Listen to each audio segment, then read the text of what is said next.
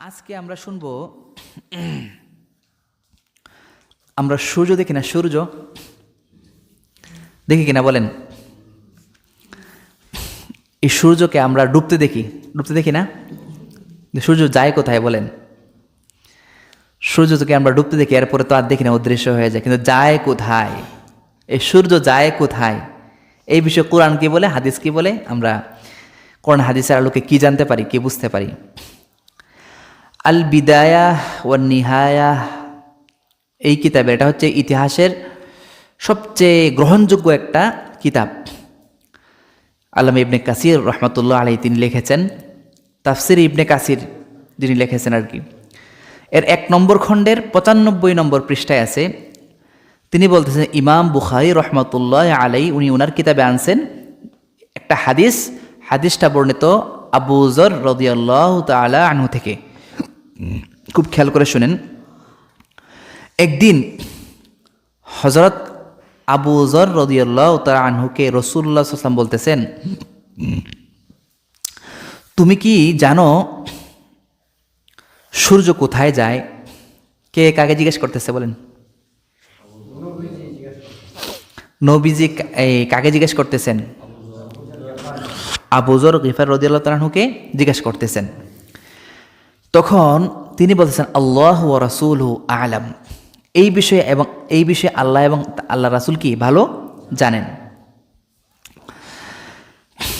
তখন রাসূলুল্লাহ সাল্লাল্লাহু আলাইহি ওয়াসাল্লাম বলতেছেন যে, আমরা যে দেখি সূর্য পশ্চিম দিকে অস্ত যায়, ডুবে, সূর্য গিয়ে আরশের নিচে সেজদায় পড়ে যায়। বলেন, সূর্য গিয়ে আল্লাহ আরশের নিচে কি সেজদায় পড়ে যায়। বুখারী শরীফের সহিহ হাদিস। সূর্য আরশের নিচে কি সেজদায় পড়ে যায় এবং অনুমতি প্রার্থনা করে, আল্লাহ আমি কি আবার উঠতে পারবো? আমি কি আবার উঠতে পারবো? তখন আল্লাহ তাআলা তাকে অনুমতি দেন। তখন সে কি আবার পূর্ব দিক থেকে কি সকালে উঠে। রাসূলুল্লাহ সাল্লাল্লাহু আলাইহি ওয়াসাল্লাম বলতেছেন, কিন্তু এমন একটা সময় আসবে যখন সূর্য সেজদা দিবে, আল্লাহ আরশের নিচে গিয়ে সেজদা দিবে, তার সেজদা কবুল হবে না। সে আল্লাহ তাআলার কাছে প্রার্থনা করবে, হে আল্লাহ আমি আবার পূর্ব দিক থেকে সকালে উদিত হইতে পারবো কিনা। তখন তার এই প্রার্থনা কবুল করা হবে না। আল্লাহ তাআলার কাছে অনুমতি চাইবে, অনুমতি দেওয়া হবে না।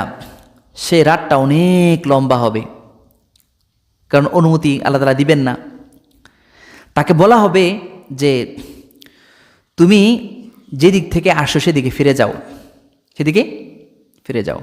তারপরে পশ্চিম দিক থেকে সূর্য উদিত হবে। কিয়ামতের পূর্বে পশ্চিম দিক থেকে কী হবে? সূর্য উদিত হবে।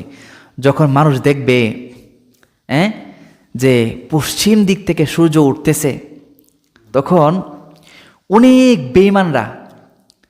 বেঈমানরা বর্তমানে কিন্তু অনেক ইহুদি খ্রিস্টানরাও কিন্তু কোরআন নিয়ে গবেষণা করে, এই রাসূলুল্লাহ সাল্লাল্লাহু আলাইহি ওয়াসাল্লাম কী বলেছেন, কোরআনে কি বলে, বা মুসলমানরা কি বিশ্বাস করে, এগুলো নিয়ে অনেকে গবেষণা করে। তারা তো অনেকে জানে, কিন্তু তারা মানে না আর কি, তাদের ঈমান নাই, হেদায়েত নাই, নসিব নাই। তারা যখন দেখবে সূর্য পশ্চিম দিক থেকে উঠতেছে, তখন তারা ঈমান নিয়ে আসবে। তারা ওই যে মুসলমানরা তো ঠিকই কইছে, মুসলমানদের নবী তো ঠিকই কথা বলছেন যে কিয়ামত আসবে, পশ্চিম থেকে সূর্য উঠবে, পশ্চিম থেকে সূর্য উঠে গেছে। তখন সবাই ঈমান নিয়ে আসবে তারা, কিন্তু ঈমান আনার পরে ঈমান আল্লাহ তাআলা কবুল করবেন না। তওবার দরওয়াজা তখন বন্ধ হয়ে যাবে।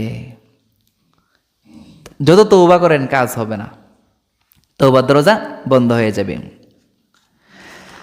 পরেই তো ধরেন কিয়ামত কি আস্তে আস্তে শুরু হয়ে যাবে।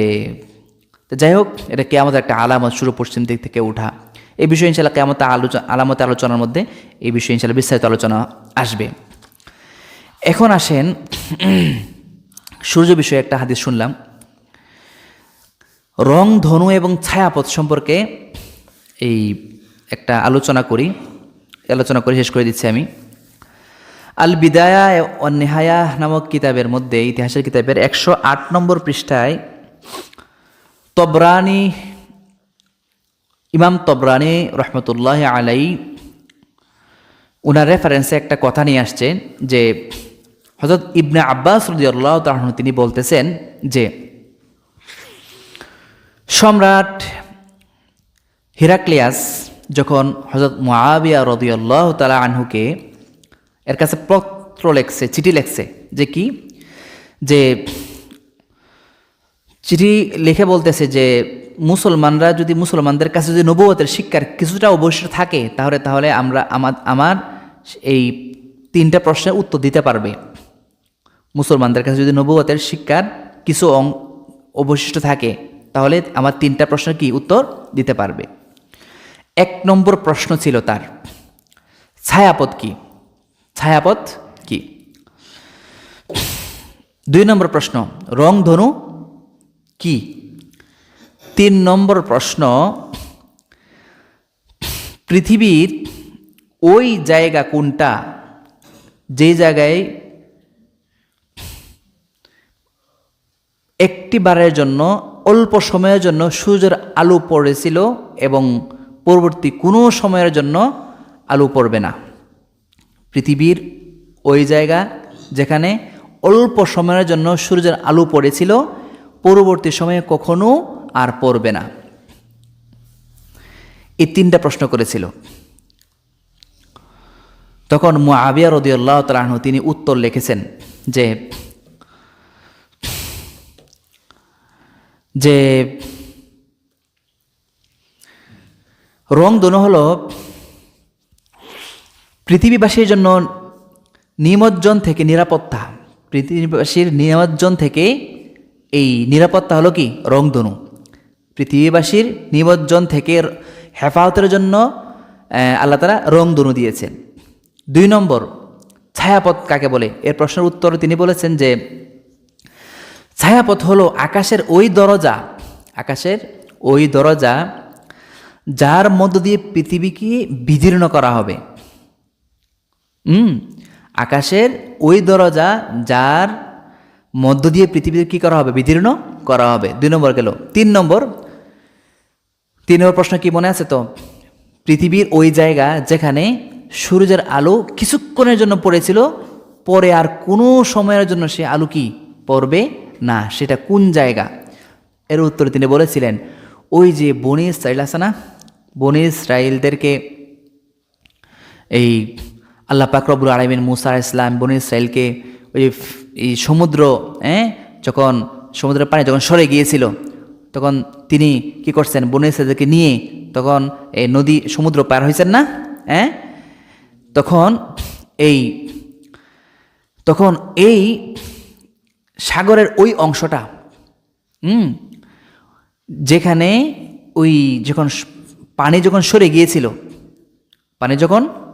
গিয়েছিল ওই অংশের মধ্যে অল্প সময়ের জন্য কি সূর্যের আলো লেগেছিল কিনা বলেন?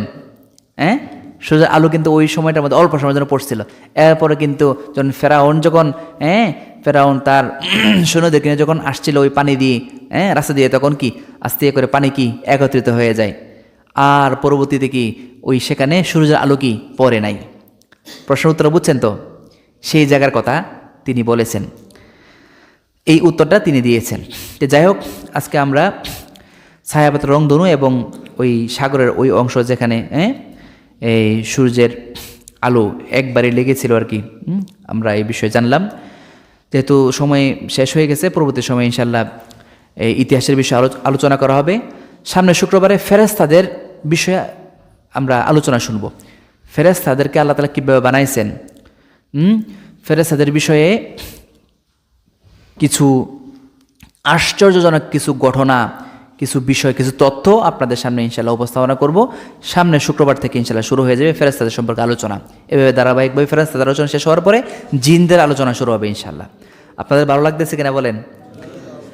আল্লাহ তাআলা আমাদের সবাইকে বুঝে আমল করার তৌফিক দান করুন। আখিরু দাওয়ানা আলহামদুলিল্লাহি রাব্বিল আলামিন।